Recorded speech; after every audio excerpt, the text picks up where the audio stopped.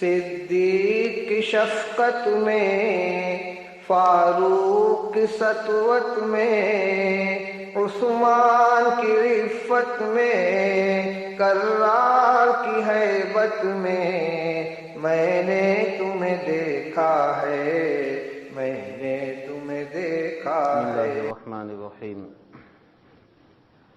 وعن جابر بن عبد الله الأنصاري رضي الله تعالى عنهما قال: كنا مع النبي صلى الله عليه وسلم في غزاة فقال: إن بالمدينة لرجالا ما سرتم مسيرا ولا قطعتم واديا إلا كانوا معكم حبسهم المرض، وفي رواية إلا شريكوكم في الأجر، رواه مسلم۔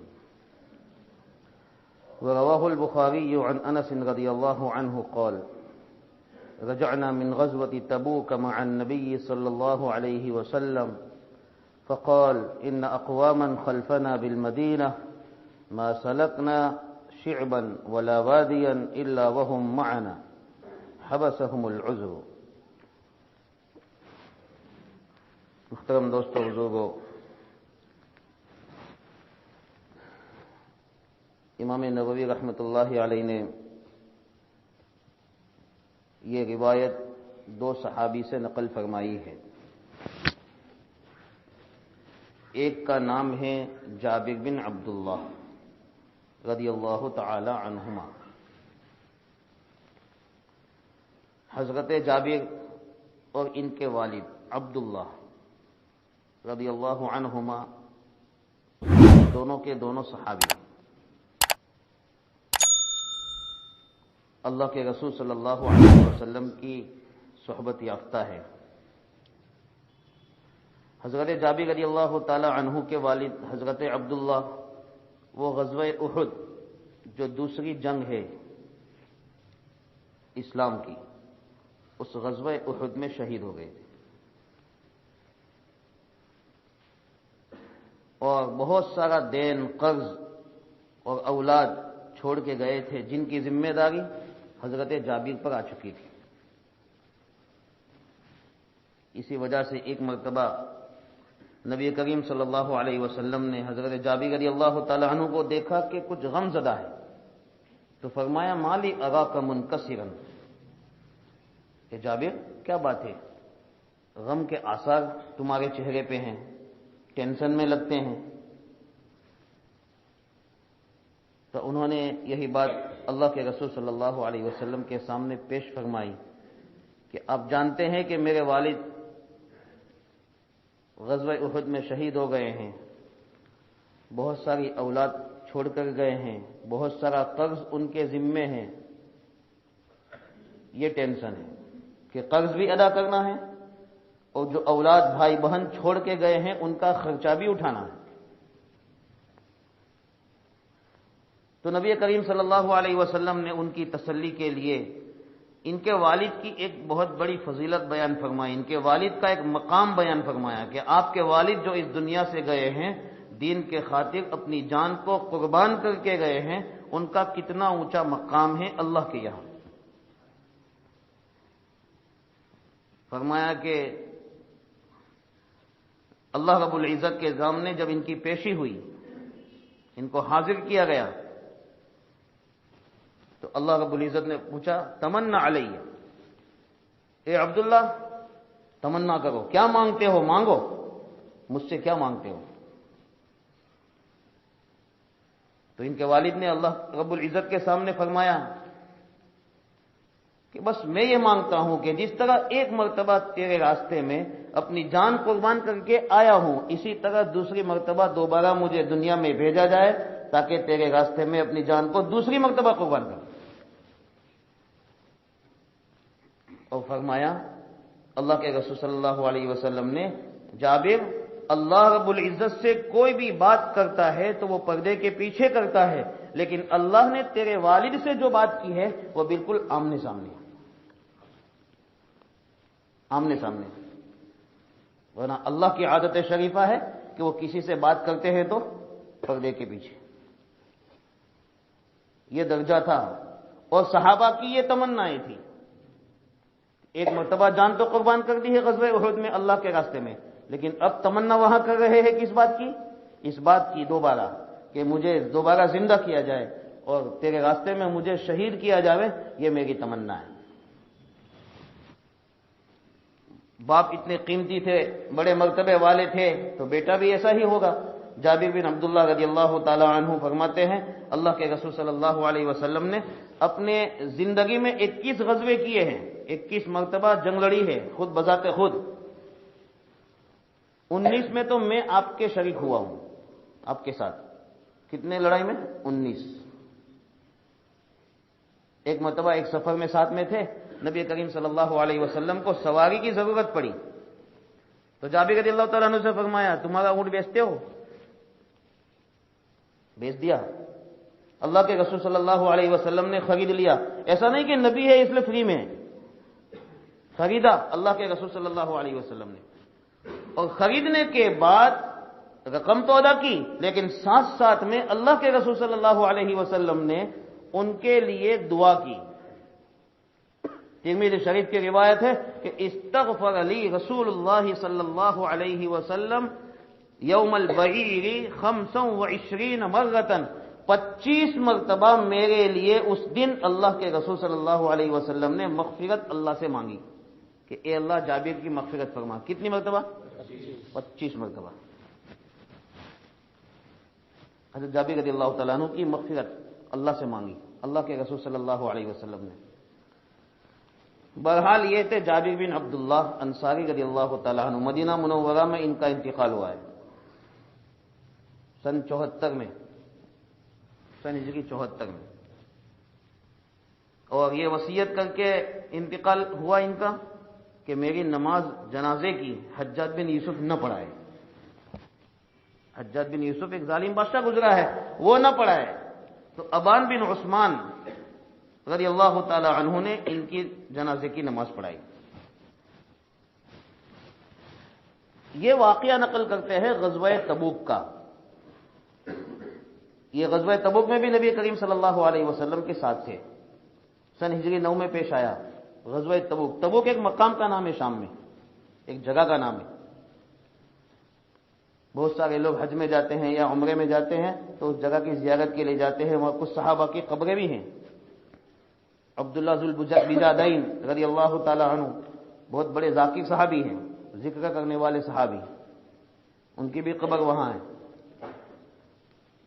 تو تبوک ایک مقام کا نام ہے۔ ضرورت پڑی اسلام میں سن ہجری 9 میں اس بات کی کہ تبوک میں جایا جائے رومیوں کے مقابلے میں،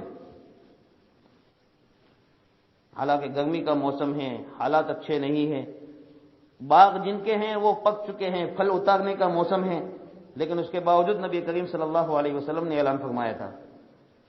جو مالدار صحابہ تھے ان میں حضرت عثمان رضی اللہ تعالیٰ عنہ نے پورا ساتھ دیا، 1000 دینار خرچ کیے، 300 اونٹ ساز و سامان کے ساتھ دیے۔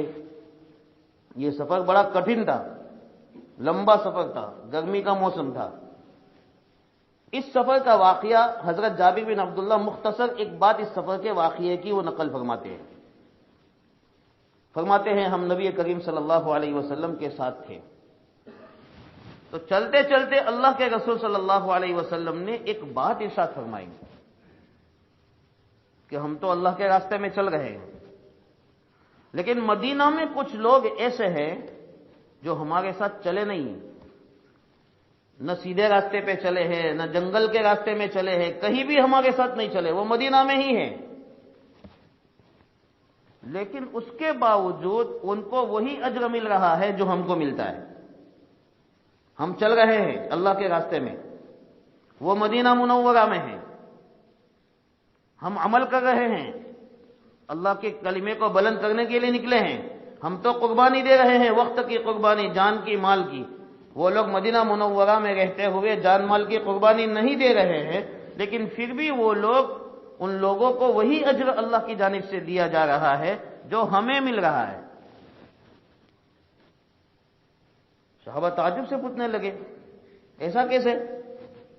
سوال کیا اللہ کے رسول صلی اللہ علیہ وسلم کو، تو نبی کریم صلی اللہ علیہ وسلم نے ارشاد فرمایا حوسہم المرض، کہنا یہ چاہتے ہیں ان کی بھی نیتیں تھیں. غزوہ تبوک، اس تبوک کے سفر میں آنے کی نیتیں ان کی بھی تھی، لیکن ہوا کیا کہ بیماری لاحق ہو گئی.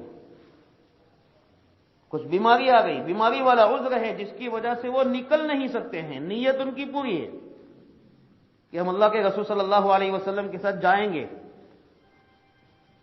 لیکن نکل نہیں سکے کیونکہ عذر لاحق ہو گئے، بیمار ہو گئے. کچھ صحابہ ایسے بھی تھے جو جانا چاہتے تھے لیکن ان کے پاس ساز و سامان نہیں تھا، سواری بھی نہیں تھی، خرچ کا سامان بھی نہیں تھا، وہ بھی عذر کی وجہ سے وہاں ٹھہر گئے. ان کے لیے بھی وہی اجر ہے. قرآن ان کی حالت بیان کرتا ہے، تولوا واعینہم تفیض من الدمع حزنا الا یجدوا ما ينفقون. بیچارے واپس جا رہے ہیں، سفر میں نہیں نکل رہے ہیں، واپس جا رہے ہیں اپنے گھروں کی طرف، اس حال میں جا رہے ہیں کہ ان کی آنکھوں سے آنسو بہہ رہے ہیں. کیوں نہیں جا رہے ہیں؟ اس لیے کہ ان کے پاس خرچ کے لیے سامان نہیں ہے، سواری نہیں ہے. تو یہ عذر کی وجہ سے رک گئے تھے. تھی نیت جانے کی، یا تو بیماری کا عذر تھا یا تو خرچ کا عذر تھا جس کی وجہ سے وہ نہیں جا سکے.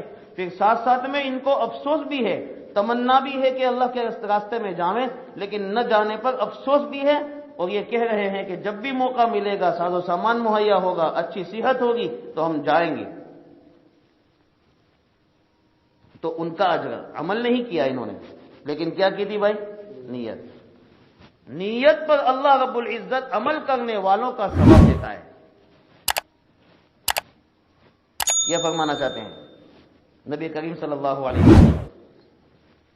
اس لیے ہم بھی اگر عمل کی نیت کریں گے، اور چاہے وہ عمل وجود میں نہ آئے کسی عذر کی بنیاد پر، تو اللہ اس نیت کی وجہ سے عمل کرنے والوں کا اجر دے گا.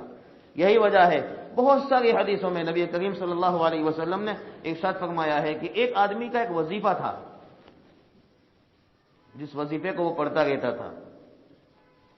مثلا آیت الکرسی کا کسی کا وظیفہ ہوتا ہے، کسی کا وظیفہ روزانہ سورہ یاسین کا ہوتا ہے، یا کسی کی عادت ہوتی ہے کہ وہ صبح میں اشراق کی نماز کے بھی پابند ہوتے ہیں، چاشت کی نماز کے بھی پابند ہوتے ہیں. کوئی نہ کوئی وظیفہ اچھے عمل کا ہوتا ہے، لیکن وہ اپنے وظیفے، ایک دن ایسا ہوا کہ اس وظیفے پر عمل نہیں کر سکا، کسی عذر کی بنیاد پر سو گیا مثلا، یا بیمار ہو گیا جس کی وجہ سے وہ وظیفے پر عمل نہیں کر سکا. اللہ رب العزت اس کو تندرستی کی حالت میں، یا جب عذر نہیں تھا اس وقت جو عمل کرتا تھا، جتنے بھی اچھے عمل کرتا تھا، ان سارے عمل کا ثواب اس دن بھی اللہ دے گا جس دن وہ نہیں کر سکا ہے. نیت تھی اس کی کرنے کی، عذر آ گیا. اللہ کے یہاں رحمتیں برستی ہے، برکتیں برستی ہے. اللہ تو دینے کے لیے تیار ہے، لیکن ہم اچھی نیت کریں تب. دوسری روایت حضرت انس رضی اللہ تعالیٰ عنہ سے ہے. یہی واقعے کا کچھ حصہ نقل کر رہے ہیں، لیکن وہ صحابی حضرت انس ہے. یہ بھی بہت بڑے صحابی ہیں. 10 سال کے چھوٹے سے بچے تھے. نبی کریم صلی اللہ علیہ وسلم جب مدینہ منورہ ہجرت کر کے تشریف لے گئے تو ان کے والدہ ام سلیم رضی اللہ تعالی عنہا ان کو لے کر اللہ کے رسول صلی اللہ علیہ وسلم کی خدمت میں حاضر ہوئی اور ارشاد فرمایا. مسند ابی یعلا کی روایت ہیں، ضعیف ہیں، لیکن اس میں یہ بات ہے، وہ فرماتی ہیں نبی کریم صلی اللہ علیہ وسلم سے، اے اللہ کے رسول، آپ یہاں تشریف لائے ہیں اور یہاں کے ہر آدمی نے آپ کو کچھ نہ کچھ تحفہ دیا ہے، لیکن میرے پاس تحفہ دینے کے لیے صرف میرا یہ بیٹا ہے، اس کے علاوہ میرے پاس کچھ نہیں ہے. میں آپ کو اپنا یہ بیٹا تحفے میں دیتا ہوں تاکہ آپ کی یہ خدمت کرے گا، آپ کی زندگی مبارک میں آپ کی پوری خدمت کرے گا. خدمت کے لیے پیش کر دیا اپنے بیٹے کو حضرت انس رضی اللہ تعالیٰ عنہ. نیک ماں تھی ام سلیم، بہت بڑی صحابیہ ہیں. ان کے پہلے شوہر جب انتقال کر چکے اس کے بعد ابو طلحہ رضی اللہ تعالیٰ عنہ نے ان کے ساتھ نکاح کرنے کے لیے پیغام بھیجا تھا، لیکن وہ تھے کافر. ام سلیم رضی اللہ تعالیٰ عنہ نے کہلا بھیجا، میں تیرے ساتھ کیسے نکاح کر سکتی ہوں جبکہ تو اس بت کی پوجا کرتا ہے جو بت میرے غلام نے گھڑا ہے. جو بت کس نے بنایا ہے؟ میرے غلام نے۔ ایسے بت کی تو پوجا کرتا ہے، تیرے ساتھ کیسے نکاح کر سکتی ہوں؟ یہ فرمایا، نکاح نہیں فرمایا ان سے، شرط لگائی مجھے کوئی مہر نہیں چاہیے، صرف تم اسلام لے آؤ، بس اسلام کی بنیاد پر میں تم سے نکاح کر لوں گی، کوئی مہر نہیں، اسلام کی بنیاد پر۔ ان کی نکاح کی بنیادیں بھی یہ تھی۔ ابو طلحہ رضی اللہ تعالیٰ عنہ اسلام لے آئے، پھر اس کے بعد ام سلیم رضی اللہ تعالیٰ عنہا سے نکاح فرمایا۔ تو یہ ام سلیم رضی اللہ تعالیٰ عنہا کے بیٹے حضرت انس رضی اللہ تعالیٰ عنہ کو ام سلیم نے اللہ کے رسول صلی اللہ علیہ وسلم کی خدمت میں پیش کر دیا اور ان سے دعائیں بھی لی اور فرمائے اللہ کے رسول ان کے لیے دعا فرما دیجیے، آپ کے خادم ہیں۔ نبی کریم صلی اللہ علیہ وسلم نے ان کے لیے دعا فرمائی، اللہم اکثر مالہ وولدہ وبارک لہ فیہ وادخلہ الجنہ، اے اللہ ان کی مال میں اور ان کی اولاد میں برکت دے، کثرت سے ان کو مال بھی دے، کثرت سے ان کو اولاد بھی دے، اور ان دونوں میں برکت بھی دے اور ان کو جنت میں داخل فرما دے۔ یہ دعائیں اللہ کے رسول صلی اللہ علیہ وسلم نے دی۔ ان کی زندگی مبارک میں یہ دعاؤں کا اثر دیکھ چکے تھے، اس لیے فرماتے تھے دو باتیں تو میں نے دیکھ لی ہے، تیسری بات کا انتظار ہے۔ دو باتیں کیا دیکھی؟ مال میں کثرت، اضافہ، کتنی برکت مال میں کہ لوگوں کے باغات سال میں ایک مرتبہ پھل دیتے ہیں، لیکن ان کا باغ سال میں 2 مرتبہ، ان کا باغ 2 مرتبہ پھل دیتا تھا۔ ان کے باغ میں جو پھول تھے وہ پھول سے مشک کی خوشبو آتی تھی، حالانکہ مشک کی خوشبو، مشک جو ہے وہ تو ناک، ہرن کا جو ناک ہوتا ہے اس سے پیدا ہوتا ہے، لیکن ان کے باغات کے پھولوں سے مشک کی خوشبو آتی تھی۔ ان کی اولاد میں بھی بہت برکت، اللہ نے بہت کثرت سے اولاد دی۔ بخاری شریف کی روایت میں ان کی خود بیٹی نقل کرتی ہے، امینہ نامی بیٹی ہے، وہ نقل کرتی ہے کہ میرے والد خود اپنے ہاتھوں سے اپنی پشتی اولاد، اپنی خود کی اولاد، ان کے پوتے نہیں، پر پوتے نہیں، خود ان کی اولاد سن ہجری 75 تک، حجاج بن یوسف جب بصرہ کا حاکم مقرر ہوا وہاں تک خود اپنی پشتی اولاد 120 سے زائد دفن کر چکے ہیں۔ کتنی بھائی؟ 120 سے زیادہ اولاد تو اپنے ہاتھوں سے دفن کر چکے ہیں، خود اپنی پشتی اولاد، اپنی اولاد، ان کے پوتے الگ، تو اتنے تو ان کی زندگی میں وفات پا چکے تھے، تو اللہ نے اتنی کثرت سے اولاد بھی ان کو دی تھی۔ اس لیے فرماتے تھے مال کی کثرت بھی میں نے زندگی میں دیکھ لی، اولاد کی کثرت بھی میں نے زندگی میں دیکھ لی، ایک چیز باقی ہے، تیسرے نمبر کی دعا، وَأَدْخِلْهُ الْجَنَّةَ، ان کو جنت میں داخل فرما۔ یہ جو دعا دی تھی، یہ دعا یہ مجھے دیکھنا باقی ہے، چونکہ اس کا تعلق مرنے کے بعد ہے، اس لیے یہ تیسری دعا مجھے دیکھنا باقی ہے۔ بہرحال اللہ رب العزت نے ان کو بہت نوازا تھا، 10 سال حضور اکرم صلی اللہ علیہ وسلم کی خدمت انہوں نے فرمائی ہے۔ 10 سال کے تھے اس وقت حضور مدینہ تشریف لے گئے، پھر 10 سال حضور اکرم صلی اللہ علیہ وسلم مدینہ منورہ میں رہے، وہاں تک انہوں نے خدمت انجام دی۔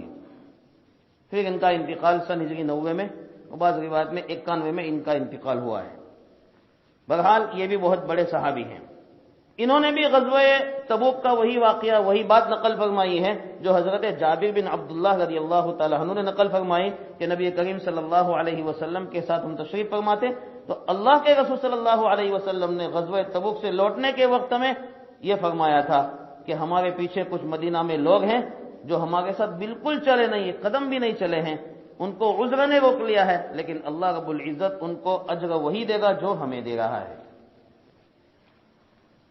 وعن ابی یزید معن ابن یزید ابن الاخنس رضی اللہ عنہم وهو وابوه وجده صحابیون قال كان ابی یزید اخرج دنانیر يتصدق بها فوضعها عند رجل في المسجد فجئت فأخذتها فأتيته بها فقال والله ما إياك أردت فخاصمته إلى رسول الله صلى الله عليه وسلم فقال لك ما نويت يا يزيد ولك ما أخذت يا معن، رواہ البخاری۔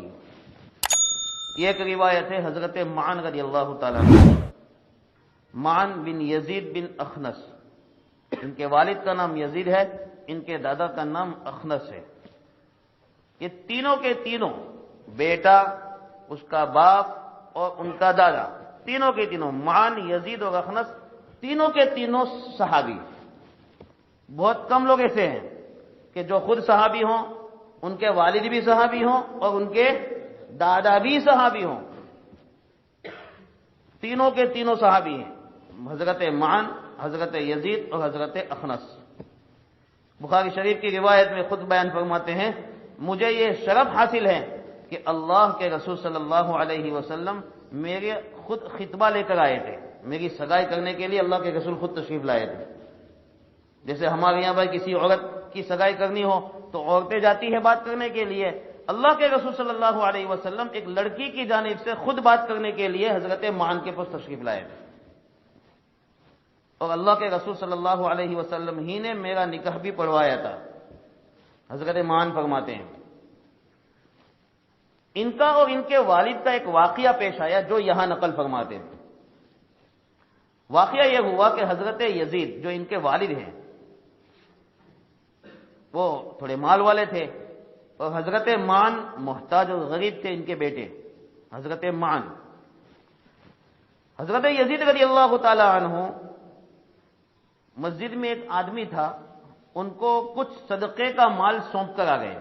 صدقے سے مراد نفلی صدقہ، نفلی صدقہ سونپ کر آ گئے کہ یہ میرا نفلی صدقہ ہے، نفلی صدقے کا مال ہے، جو محتاج آدمی لگے ان کو تمہاری جانب سے دے دینا۔ ایک آدمی کو اس طرح کچھ مال دے کر آئے۔ حضرت معن رضی اللہ تعالی عنہ کو پتا چلا کہ بھائی ان کے پاس صدقے کا کچھ مال ہے، تو وہاں گئے، دوسروں کو دے رہے تھے، ان کو بھی دیا۔ مال کس کا تھا؟ حضرت یزید کا۔ دے رہا تھا کوئی ایک آدمی، دوسروں کو بھی دے رہا تھا۔ اتنے میں حضرت معن بھی پہنچے، انہوں نے بھی صدقے کا مال لیا۔ تو معن حضرت یزید کے بیٹے ہوتے ہیں۔ حضرت معن رضی اللہ تعالیٰ عنہ وہ رقم لے کر اپنے والد صاحب کے پاس تشریف لائے۔ ان کے والد صاحب کے سامنے عرض کیا کہ وہ فلاں آدمی جو مسجد میں تھا، اس کے پاس جو صدقے کا مال آپ نے دیا تھا وہ میں لے آیا ہوں۔ تو حضرت یزید رضی اللہ تعالی عنہ نے فوراً کہا، واللہ ما ایاک اردت، اللہ کی قسم تیرے ارادے سے، تجھے دینے کی نیت سے میں نے اس آدمی کو نہیں دیا تھا۔ اپنے بیٹے کو کہہ گئے، تجھے دینے کی نیت سے میں نے اس آدمی کو نہیں دیا تھا۔ حضرت یزید رضی اللہ تعالیٰ عنہ نے اس آدمی کو دیا تھا کہ میں محتاج کو دے دینا، ان کو اگر دینا ہوتا اپنے بیٹے کو تو اپنے بیٹے کے ہاتھ میں ہی سیدھے تھما دیتے۔ تو حضرت معن رضی اللہ تعالیٰ عنہ نے کہا کہ میں تو اللہ کے رسول صلی اللہ علیہ وسلم کے سامنے یہ جھگڑا پیش کروں گا، باپ بیٹے کا جھگڑا ہو رہا ہے اس بات میں، اس لیے ابھی فیصل ہمارے یہاں موجود ہے، نبی کریم صلی اللہ علیہ وسلم کی ذات ہیں، ان کے پاس جائیں گے، وہاں پیش کریں گے اپنا واقعہ کہ ایسا ایسا واقعہ ہے۔ گئے اپنے والد کو لے کر، پورا واقعہ پیش کیا۔ نبی کریم صلی اللہ علیہ وسلم نے بہترین فیصلہ فرمایا، لک ما نویت یا یزید ولک ما اخذت یا معن، دونوں کے بارے میں۔ یزید کا مال اس آدمی کو دینے کے وقت تمہاری نیت جو تھی اس نیت کے مطابق تمہیں ثواب مل گیا۔ تمہاری نیت یہ تھی کہ کسی محتاج کو دے دیا جائے، تو وہ نیت کے مطابق تمہیں ثواب مل گیا۔ اور معن نے جو صدقے کا مال لیا ہے وہ ان کے بیٹے ہوتے ہیں، لیکن چونکہ نفلی صدقہ ہے، نفلی صدقہ باپ بیٹے کو دے سکتا ہے، بیٹا باپ کو دے سکتا ہے، کوئی حرج نہیں، زکوٰۃ کا پیسہ نہیں دے سکتا ہے۔ جو فرض صدقہ ہوتا ہے جس کو ہم زکوٰۃ کہتے ہیں، وہ بیٹا باپ کو نہیں دے سکتا اور باپ بیٹے کو نہیں دے سکتا ہے، لیکن نفلی صدقہ تو بیٹا اگر محتاج ہے تو باپ دے سکتا ہے، باپ محتاج ہے بیٹا دے سکتا ہے۔ اس لیے فرمایا اللہ کے رسول صلی اللہ علیہ وسلم نے کہ اے یزید، تمہاری جو نیت تھی اس کے مطابق تمہیں ثواب مل گیا، اور اے معن، تم نے جو پیسہ لیا وہ تمہارا ہو گیا، کیونکہ وہ محتاج تھے اس کے۔ چونکہ اللہ کے رسول صلی اللہ علیہ وسلم نے دوسری حدیث میں ارشاد فرمایا ہے کہ بہترین صدقہ جو صدقہ کیا جاوے وہ رشتہ دار کا صدقہ ہے، کہ آدمی اپنے رشتہ دار کو، ذی رحم محرم کو صدقہ دے، یہ سب سے بہترین صدقہ ہے، اس کا ڈبل ثواب ہے۔ ہماری پوری کوشش کیا ہوتی ہے؟ ہم لوگ صدقہ کرتے ہیں، خرچ کرتے ہیں، لیکن وہ صدقہ رشتہ داروں کے بجائے دوسروں کو دیتے ہیں۔ اس میں بھی ثواب ادا بھی ہو جائے گا اور ثواب بھی ملے گا، لیکن ڈبل ثواب اس میں ہے کہ ہم اپنے رشتہ دار جو غریب ہیں، جن کو ہم صدقہ دے سکتے ہیں، ایسے لوگوں کو صدقہ کریں تو اس میں ڈبل ثواب ہے۔ ایک تو اس بات کا ثواب ہے کہ صدقہ کیا، اور دوسرے نمبر پر صلہ رحمی یعنی رشتہ داری کو جوڑنے کی کوشش کی، اس کا بھی ثواب، ڈبل ثواب۔ اس لیے ہم اپنے صدقے کو، اپنے مال کو اگر اللہ کے راستے میں خرچ کر رہے ہیں تو ہم دیکھیں کہ ہم جہاں خرچ کر رہے ہیں وہ اس کا حقدار بھی ہے، اور یہ بھی دیکھیں کہ جہاں خرچ کر رہے ہیں وہ ہمارا رشتہ دار ہے یا نہیں۔ رشتہ دار ہے تو سب سے پہلے ان کو دے، پھر آگے دوسروں پر خرچ کریں گے انشاءاللہ، اور نیت بناویں گے، جیسے حضرت یزید سے فرمایا تمہاری نیت کے مطابق تمہیں ثواب ملے گا، تو اسی طرح ہر عمل کے وقت ہم اپنی نیت بناویں گے، اور نیت بنانے کے بعد بھی اگر عمل رہ گیا کسی وجہ سے، عذر کی وجہ سے، اللہ رب العزت کے یہاں خزانہ ہے، رحمت کا، برکت کا خزانہ ہے، انشاءاللہ اس نیت کی وجہ سے بھی اللہ ہمیں دے گا۔ اللہ رب العزت ہمیں عمل کی توفیق عطا فرمائے۔ سبحان اللہ و بحمدہ۔